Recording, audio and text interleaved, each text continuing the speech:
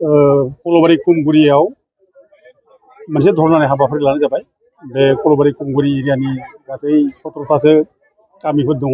बर', राजबंसि, राभा, ओमफ्राय लोगोसे माने जनता कलेजनि छात्रफोर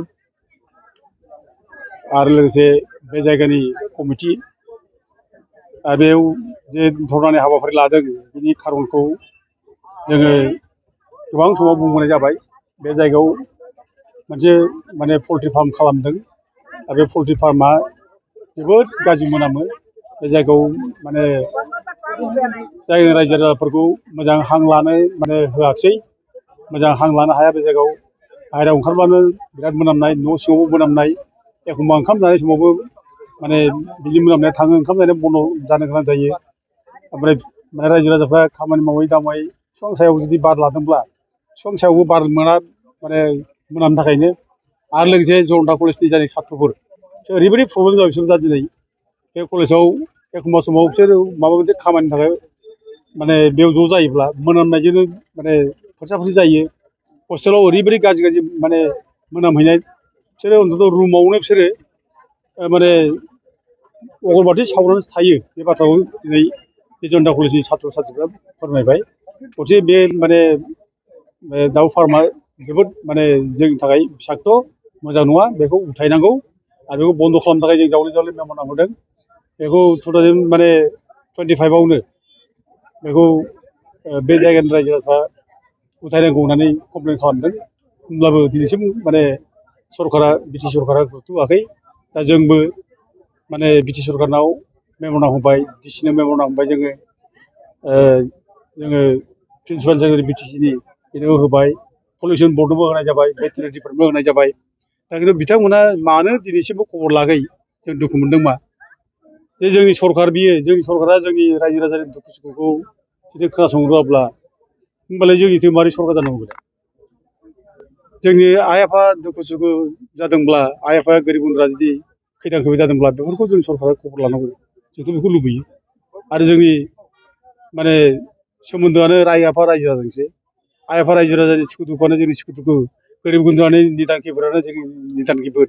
बेबायदि साननायजों जुदि जोंनि बिटि सरकारा जुदि एसेबो जुदि खबर लायाब्ला, एसेबो खोनासङाब्ला, एफा गिदिर दिनै खैफोदाव दं बे जायगानि रायजो राजा 17था गामिया जुदि एफेक्ट जाबाय, मोनामनानै थानो हालिया। जनता कलेजनि छात्र फरायनो हालिया। आरो कुमगुरि माने एम इ स्कुल दं, बिनि गथ'फोरखौ फरायनो हालिया। माने खुगा खाथेबायनानैसो फालिजों मुथुबायनानैसो दिनै क्लास खालामनो गोनां जाबाय। मास्टारफ्राबो मोजां माने क्लास खालामनो हालिया। बेबायदि अबस्थायाव दिनैसिमबो जुदि रायजो राजाया कमप्लेन होनायनि उनाव बिटि सि सरकारा एसेबो खोनासङाब्ला खिन्थु अननाय जागोन। बियो बिटि सरकारा मुगैजागोन, गाज्रि मोनजागोन। दाथ' रायजो राजाफ्रा बे जायगानि रायजो राजाफ्रा दिनै गाज्रि मोननाया फैगासिनो दं। मानो जोंनि सरकारा मानो खबर लाफैयाखै दासिमलाय? मानो खोनासङाखै? खबरथ' लाफैनांगौ। खमसे खम मा जामारदों बेथ' गिदिर बाथ्रा नङाना। दिनै बिटि सि सरकारा बे जायगानि माने गावसिनि पार्टिनि मानसिफोरखौबो लिंहरनानै रायलायनो हायो मा जामारदों। आरो गावसोरनो फैनानै बेयाव खबर लाफैनो हायो मा जामारदों। नों खबरबो लाफैया, गावनि पार्टि मानसिबो रायलाया, ओरैनो मेम'रेन्डाम होब्लाबो खोनासङा, मा जागोन बेलाय? अब्लाथ' बिदिबा रायजो राजा दलद थानाय नङा। आन्दलनाथ' जागोन, गिदिर आन्दलन जागोन। थाल लानाया मोजां। रायजो राजाफ्रा बे जायगानि रायजोफ्रा खुद्रिबाय, बोराबबाय आरो गिदिर आन्दलन जागोन होननानै बे जायगानि रायजोफ्रा बुंबाय। आन्दलना जालांसिगोन, गोब्राबनिफ्राय गोब्राब आन्दलन। आरो बे आन्दलना जुदि गोब्राबनिफ्राय गोब्राब जालांब्ला बे बिटि सि सरकारनि इमेजआ, बिपिएफ हान्जानि इमेजआ थानाय नङा, मोजां जानाय नङा। साबधान जानाया मोजां। आरो रायजो राजाया देरसिन, रायजोनिफ्राय देरसिन जेबो गैया। आरो जोंनि थाखायबो जोङो पार्टिखौ देरसिन साना, रायजो राजाखौ देरसिन सानो। आरो रायजो राजानि बादै जों खुनु जेबो खालामनो हाया। ओंखायनो जों रायजो राजाखौनो देरसिन साननानै रायजो राजानि सुखु दुखुआव जों लोगो लाफानानै आन्दलनाव जों बाहागो लाफैगोन, जों माने सहाय खालामगोन।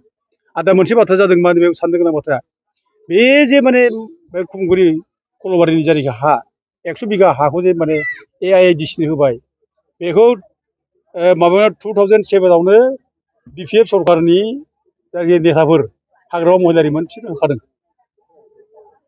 माने DICनो होदों आरोखि। दा DICनो होनायनि उनाव बेयाव जेबो DIC खामानि मावाखै, जेबो गैया जायाखै, जेबो बिसोरहा एक्टिभिटिस गैयामोन। खिन्थु नै 2020 उनाव आरोबाव माने इउपिपिएल सरकार फैनायनि उनाव इउपिपिएल सरकारा बेयाव इन्डास्ट्रि माबा खालामफैदों। आरो दाउनि फार्माबो बिसिनि दिनाव जादों, बे 2020निफ्राय जादों आरोखि। दा सरकारा जिखि फैया, इउपिपिएल बा बिपिएफ रायजोनि जुदि खथि जादोंब्ला बेखौथ' जोङोथ' माने गावजों गाव दाय होलायनायथ' जानाय नङाना। जों बेखौ थाबनो बन्द' खालामनांगोन, बेखौसो जों लुबैदों।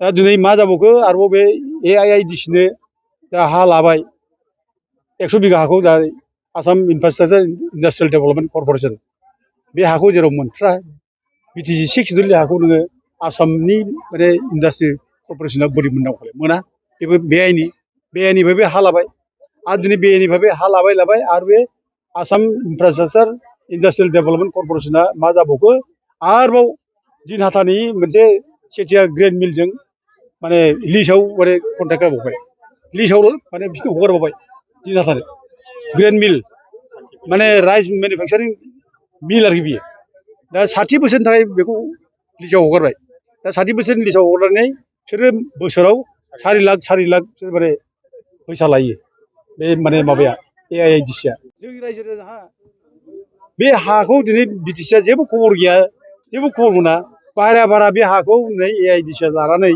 दिनै बारा कन्ट्रेक्ट खालामबाय माने दिनहाटानि बे ग्रेन मिलजों बिसोरनो माने लिजआव होबाय 60 बोसोरनि बोरै होनो हाखो बेथ' आसरित बाथ्रा बे दा जोंनि मेगना दंना गैया जोंनि लिडारफ्रालाय मेगन गेवना गेवाखै जोंथ' जावले बुंगासिनो दं मेगना जुदि गेवाखैब्ला खोनाबायब्ला दिनै मानो सिरि थादों होनबालाय मानो खबर लाफायाखै मानो बिनि बेबस्था लायाखैबालाय लानांसिगौना माबोरै जोंनि बिटिसि हाखौ बोरै मोनलाङो बे 6 शेड्युल एरिया हाखौ नोङो AIIDCनोबो होनो हाया नोङो आरो AIIDCआ आरोबाव बे हाखौ गावनि गोसोबादि बिटिसिखौ बाद होनानै नों बबे दिनहाटानि बे ग्रिन मिलजों बोरै एग्रिमेन्ट खालामनो हायो बोरै हायो बेलाय इलिगेलथार बेखौ गोसोबा बिटिसिआ गाबोननो बेखौ थाला बन्द खालामनो हायो दा जोङो बेखौ जोंबो रायजो राजाफोर बेखौ गोसोब्ला थाला बन्द खालामनो हायो खिन्थु जोङो डेम'क्रेटिक भाबै जोङो जोंहा सरकार दं जेब्ला सरकारखौ जों बुंगोन सरकारा मावथों होननानै जों बुंगासिनो दं खिन्थु सरकारा जुदि जेबो मावथ्राबा खिन्थु सरकारा जेबो मावबा जोंहा उफाय गैया जागोन रायजो राजाफ्रा जों बेबस्थाखौ लानांगोन बायद' जागोन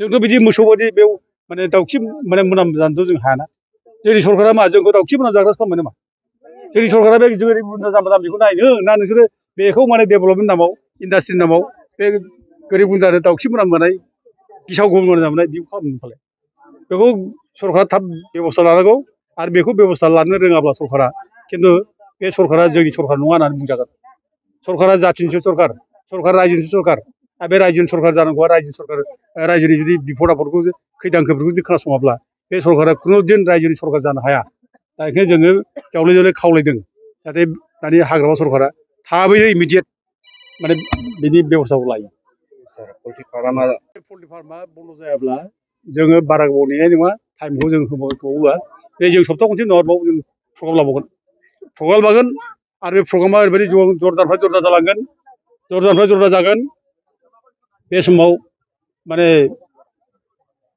BPFनि नेताफ्रा दानि बिटिसि सरकारा गावसिनि भुलखौ सुद्रायनायनि खाबुखौ बे सम मोननाय नङा बिसोरो खोमानानै लागोन बिसोरो बे समाव खाबु थानाय नङा बिसोरा टाइमा बारग'गोन रायजो राजा जुदि बिराद बिखा बिख्लो हाबनानै गाज्रिनानै थायोब्ला बे समाव दा समाव जेबो नुजाफैयाब्ला बै समा टाइमा बारग'लाङोब्ला खिन्थु बिसोरो बे समाव